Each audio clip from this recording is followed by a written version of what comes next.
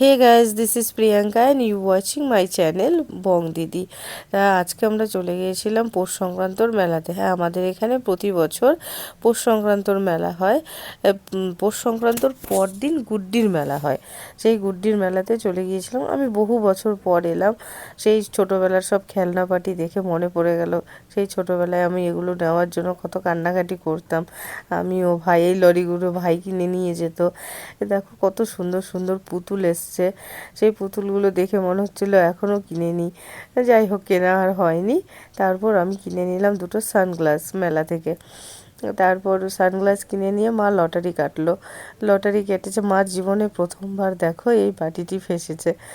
আর মা খুব খুশি প্রথমবার জীবনে লটারি পেয়ে। তারপর আমরা চলে গেলাম খাবারের দোকানে। তারপর সেখান থেকে নিয়ে নিলাম তোমার হচ্ছে গজা, নিমকি। তারপর হচ্ছে এখানকার মূল আকর্ষণ পিটিও নিয়ে নিলাম। এরপর আমরা খেলাম খাবার, চাউমিন, তারপর হচ্ছে তোমার এগ রোল, মোমোজ, ঘুগনি।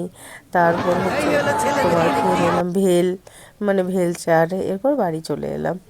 বাড়িতে এসে দেখাচ্ছি তোমাদেরকে আমরা কি কি নিয়ে এসেছি। ফুলুরি, পিটি, তারপর গজা, তারপর দেখাচ্ছি এই কাপটা আমি কিনেছি, তারপর ওই হ্যাঙ্গার। এরপর তোমাদের সঙ্গে টাটা করে নিলাম।